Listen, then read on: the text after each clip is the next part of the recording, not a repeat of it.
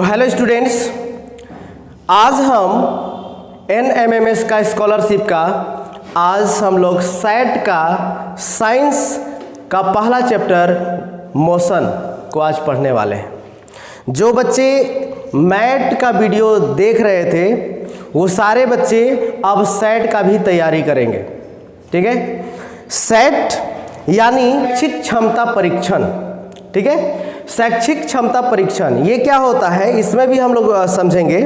जैसे कि आपके क्लास में, जैसे आप 8 क्लास में अभी होंगे, 8 क्लास में आपका जो साइंस का चैप्टर होगा वो पूरे साइंस के चैप्टर में कहीं ना कहीं इसमें मिलता जुलता चैप्टर आपको देखने को मिलेगा। ठीक है, यानी स्कॉलास्टिक एप्टीट्यूड टेस्ट बोला जाता है इसको। ठीक है, इसमें आपका क्या करना है, साइंस पढ़ना है। ठीक है, साइंस में आपको पता है पहले भी हमने क्या क्या पढ़ना है वो वाले वीडियो में, फर्स्ट वीडियो में आपको बताया था कि विज्ञान का कौन कौन सा टॉपिक आपको कवर करना है, पढ़ना है। ठीक है, तो आप इसको जो है स्क्रीनशॉट लेकर के आप रख सकते हैं अपने पास विषय सूची के लिए कि कौन कौन सा टॉपिक आपको कवर करना है। इसके बाद आप देख सकते हैं इसका भी जो है आपको स्क्रीनशॉट ले लेना है। ठीक है, इसके बाद आगे चलेंगे। देखिए, जो टॉपिक आपका पहला जो चैप्टर है, पहला चैप्टर जो बच्चे लोग हैं, पहला चैप्टर आपका आता है मोशन यानी कि गति। ठीक है, गति को पढ़ना है। गति क्या है आपको पता है। देखिए, सबसे पहले तो हम लोग जो हैं, हम लोग कहीं चलते हैं, दौड़ते हैं या किसी वस्तु को चलते हुए देखते हैं। ठीक है, तो ये क्या होता है, गति होता है। आप यहाँ थोड़ा सा डेफिनेशन के माध्यम से समझेंगे। डेफिनेशन कहता है कि किसी वस्तु की स्थिति में समय के साथ अगर परिवर्तन हो रहा है, किसी वस्तु की स्थिति में समय के साथ अगर परिवर्तन हो रहा है तो उस वस्तु की गति अवस्था में कहलाती है, यानी कि वह वस्तु गति अवस्था में कहलाती है। ठीक है, इसका सिंपल सा डेफिनेशन आप दे सकते हो। क्या चीज़, कि किसी वस्तु की स्थिति में समय के साथ अगर परिवर्तन हो रहा है तो इस स्थिति को अगर हम लोग क्या कहेंगे, गति कहेंगे। ठीक है, इसके बाद आप देखेंगे कि भाई इसका एग्जाम्पल क्या हो सकता है, तो आप देखेंगे वायु में उड़ता हुआ पक्षी। आप देख रहे हैं कि ये पक्षी है जो कि वायु में क्या कर रहा है, उड़ रहा है, तो ये भी क्या कर रहा है, गति कर रहा है, क्योंकि गति करने में इसको समय लग रहा है। और जब समय के साथ कोई वस्तु में परिवर्तन होता है तो उसको गति कहते हैं। ठीक है, जल में तैरती मछली, जल में जो मछली तैर रही होती है वो भी गति कर रही होती है। सड़क पर दौड़ती कार या बस, ये भी गति कर रहे होते हैं। पटरियों पर दौड़ती रेलगाड़ी, ये सब जो है गति का ही उदाहरण है। ठीक है, तो यहाँ पे आप समझ सकते हैं। तो इसके बाद जो है गति का डेफिनेशन आप लोगों को समझ में आ गया होगा। इसके बाद जो है चलेंगे परिभाषा। देखिए, गति का जो परिभाषा, सिंपल सा परिभाषा क्या होता है ये भी हम लोग जान लेते हैं। ठीक है ना, सिंपल सा परिभाषा जो आपको हमेशा याद ही रहेगा।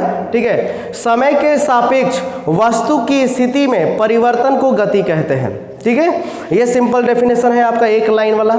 ओके, तो इस तरह से जो है शॉर्ट डेफिनेशन आपको अगर याद रहेगा तो आप कहीं भी लिख सकते हो इसको। ठीक है, गति के प्रकार। अब हम लोग जो है गति के प्रकार भी को पढ़ लेते हैं, क्योंकि गति का प्रकार भी होता है। कौन कौन सा होता है, एक समान गति, दूसरा असमान गति, तीसरा जो है सरल रेखीय गति और चौथा वृत्तीय गति। देखिए, NMMS में आपको 2 एक समान गति और असमान गति के बारे में पढ़ना है। ठीक है, जो येलो कलर से है।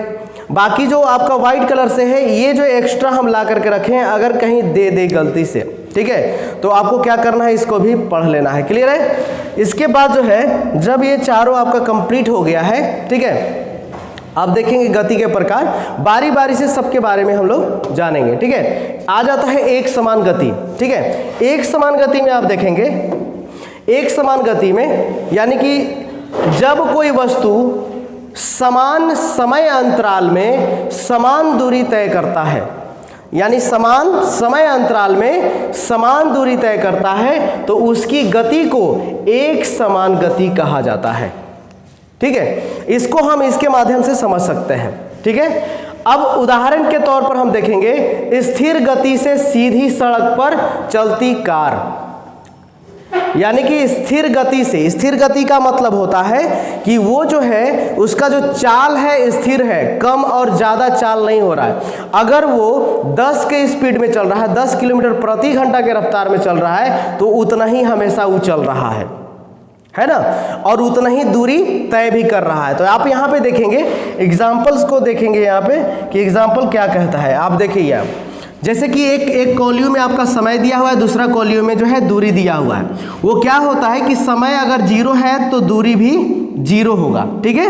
ये तो आपको पता है कि जब तक वाहन आगे बढ़ेगा नहीं तो दूरी कैसे बताएंगे। अब यहाँ पे आगे चलेंगे। समय 5 सेकेंड लगाता है, क्योंकि सेकेंड में लेना है, ठीक है, सेकेंड में, और दूरी को मीटर में, क्योंकि आपको ऐसे भी पता है कि समय का मात्रक सेकेंड होता है और दूरी का मात्रक मीटर होता है। तो मात्रक दिया है, आप इसको घंटा यानी कि आप आवर्स में भी ले सकते हैं, और या फिर किलोमीटर में भी आप ले सकते हैं, ठीक है। इसके बाद हम लोग चलेंगे, यहाँ पे देखेंगे कि 10 सेकेंड लगा और इस दूरी जो तय किया कितना, 20 किलोमीटर।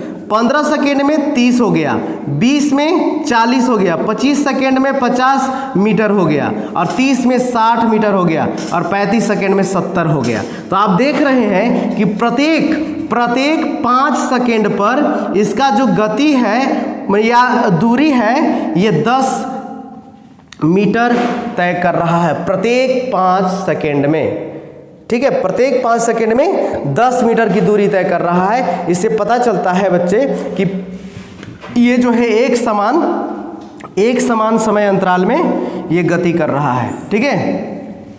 एक समान समय अंतराल में ये गति कर रहा है।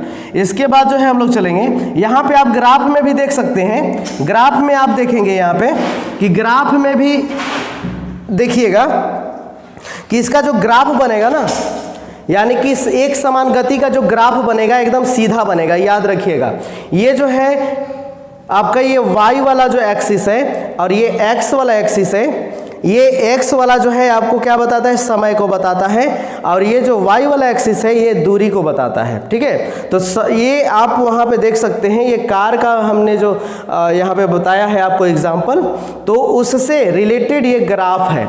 तो ग्राफ भी पूछ सकता है आपके एग्जाम में कि ग्राफ जो है, इस तरह का ग्राफ जो है कौन से गति को बता रहा है, तो आप बता सकते हैं इसको, ठीक है। कैसे ऐसे हुआ, क्योंकि यहाँ निश्चित समय अंतराल में, याद रखिएगा, यानी क्या कहा जा रहा है डेफिनेशन में, जब कोई वस्तु समान समय अंतराल में समान दूरी तय कर रहा है, समान समय अंतराल में समान दूरी तय कर रहा है, तो उसका जो है ग्राफ कुछ इस तरह से बनेगा, ठीक है। ग्राफ अगर नहीं बनाने आ रहा होगा, मैथमेटिक्स में आप लोग पढ़े होंगे, तो यहाँ पे इसका डॉट बनेगा, दोनों का समान समय अंतराल में समान दूरी का जो डॉट बनेगा कुछ इस तरह से बनेगा, और यहाँ से हम लोग एक लाइन खींच देंगे स्केल की सहायता से, तो ये ग्राफ इस तरह से बनेगा। क्लियर है। इसके बाद जो है, ये तो आपको एक समान गति समझ में आ गया होगा। इसके बाद हम लोग चलेंगे आगे, असमान गति क्या होता है, यहाँ पे थोड़ा सा ध्यान देंगे। असमान गति, नॉन यूनिफॉर्म मोशन, ये क्या होता है, तो देखिए जब कोई वस्तु समान समय अंतराल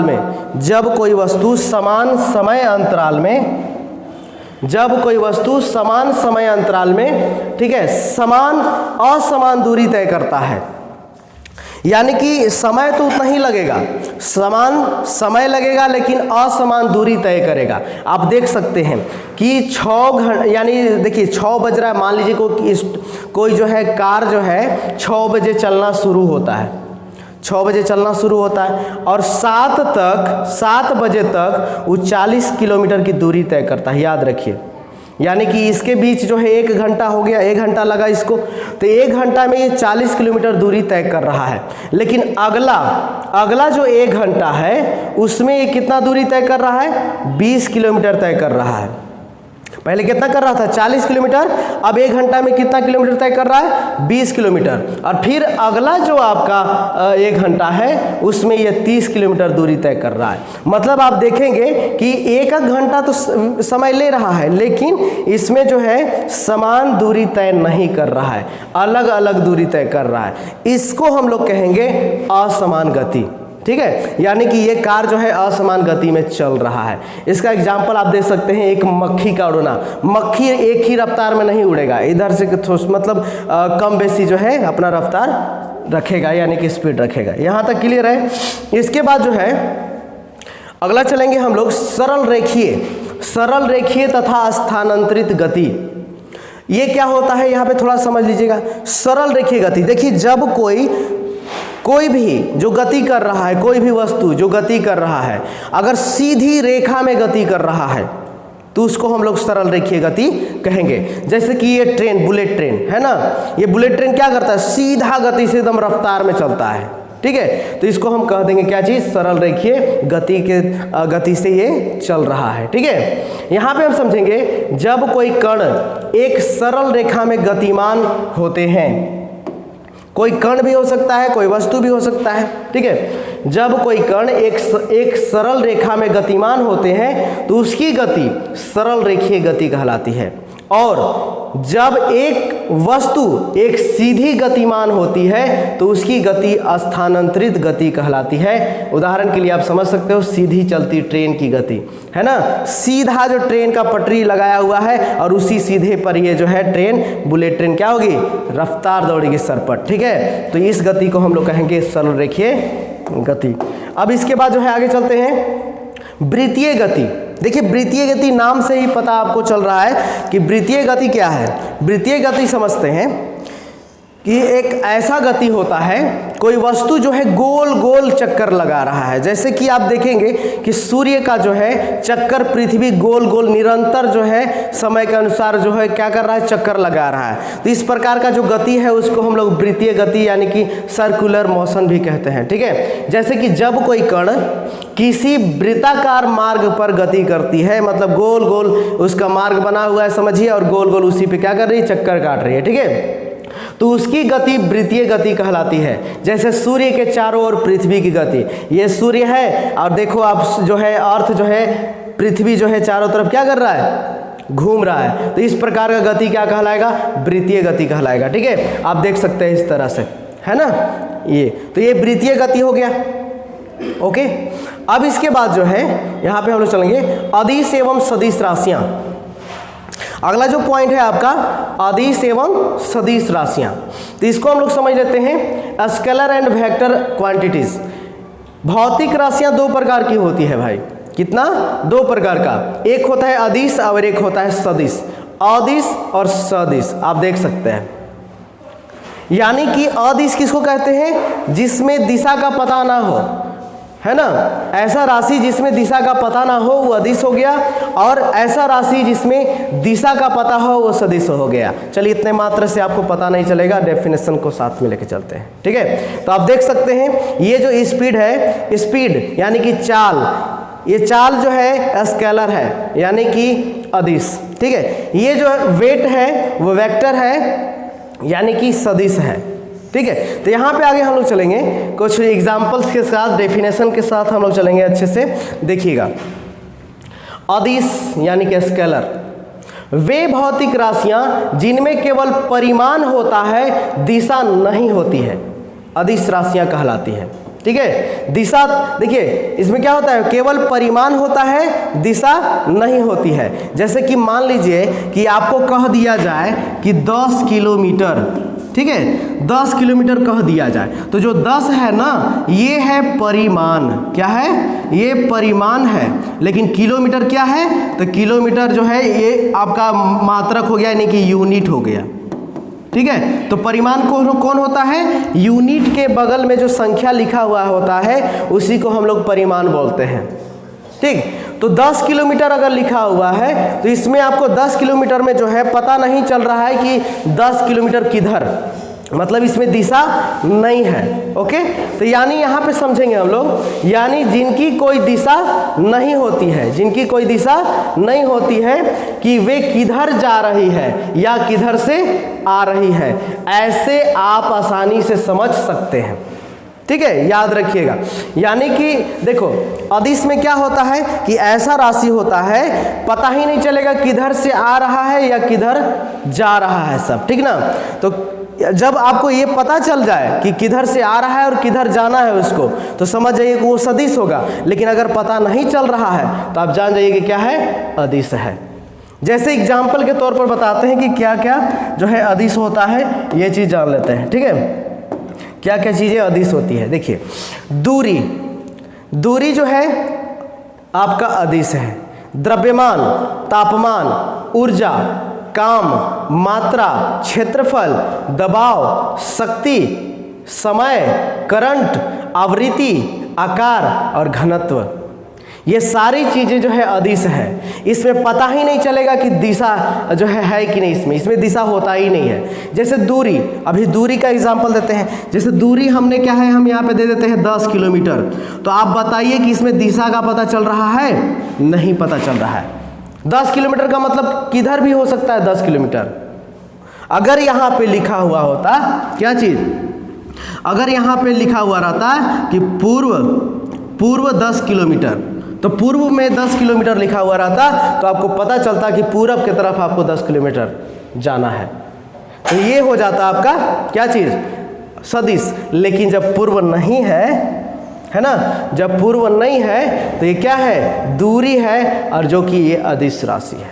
क्लियर, यहाँ तक समझ गए होंगे। ठीक है, अब इसके बाद अगला जो टॉपिक है सदिश राशि। सदिश राशि में हम लोग जानेंगे सदिश यानी कि वेक्टर, है ना, सदिश यानी वेक्टर। वे भौतिक राशियां जिनमें परिमाण और दिशा दोनों होते हैं। परिमाण भी होता है, दिशा भी होता है। परिमाण भी होता है और दिशा भी होता है, दोनों होते हैं। तो उस हम राशि को क्या कहेंगे, सदिश राशियां कहेंगे।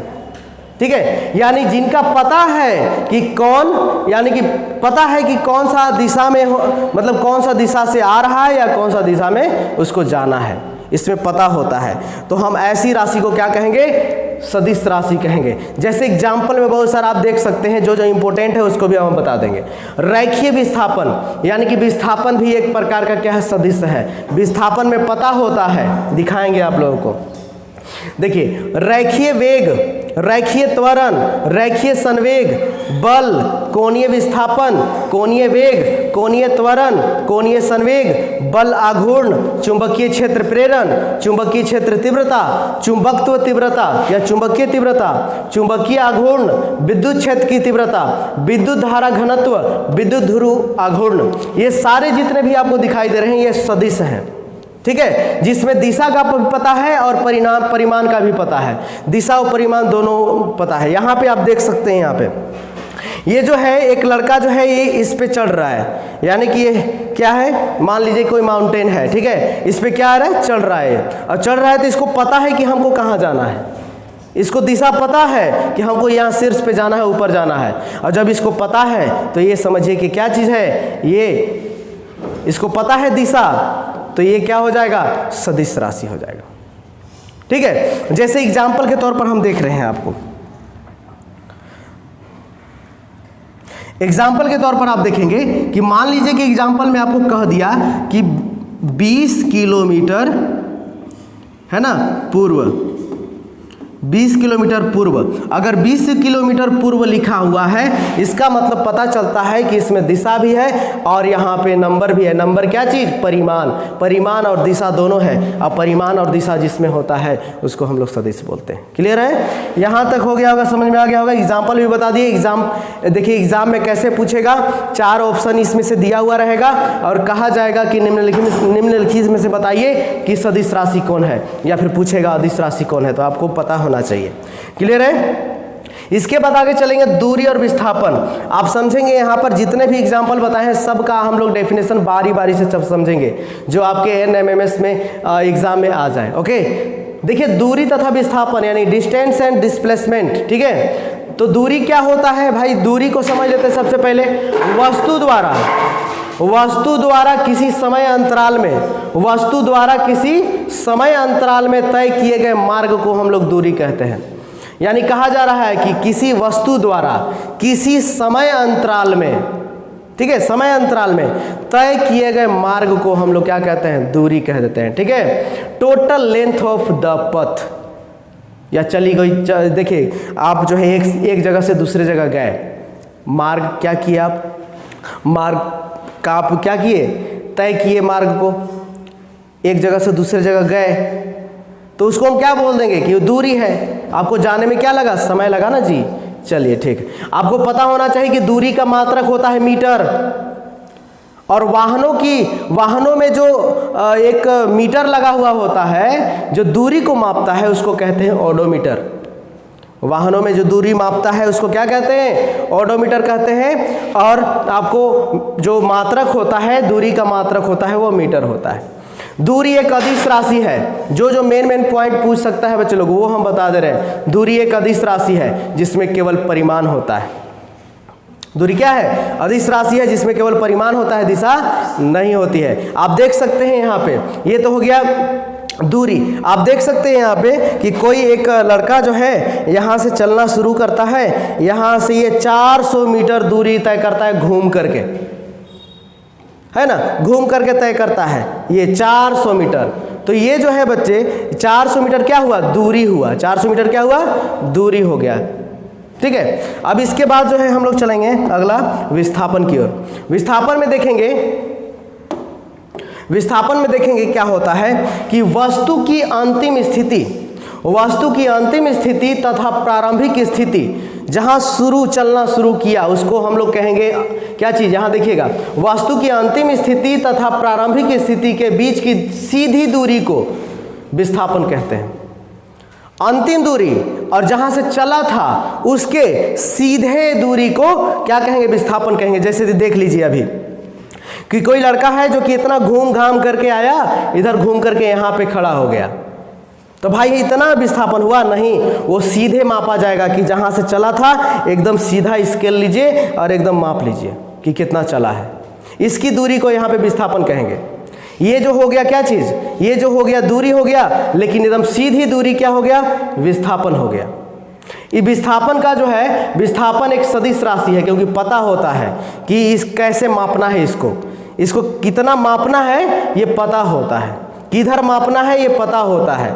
जहाँ से चले थे वहाँ से, जहाँ से चले थे और जहाँ अंतिम हो गया। तो स्टूडेंट्स, विस्थापन जो है एक प्रकार का सदिश राशि है। क्योंकि सदिश राशि इसलिए है क्योंकि इसको पता है कि प्रारंभिक स्थिति और अंतिम स्थिति पता है, यानी कि दिशा पता है, और दिशा पता है तभी ये मापा जाएगा। इसलिए जो है क्या है, ये सदिश राशि है। आप यहाँ पे समझेंगे थोड़ा सा, जिसमें परिमाण और दिशा दोनों होते हैं, ठीक है। और इसका मात्रक जो होता है वो क्या होता है, दूरी का जो मात्रक होता है वही होता है, यानी कि मीटर होता है, ठीक है। तो ये बात आप समझ गए होंगे। तो आज स्टूडेंट्स, आज के लिए जो है इतना ही, है ना। फिर मिलते हैं नेक्स्ट वीडियो में नेक्स्ट टॉपिक के साथ। तब तक के लिए टेक केयर, बाय बाय।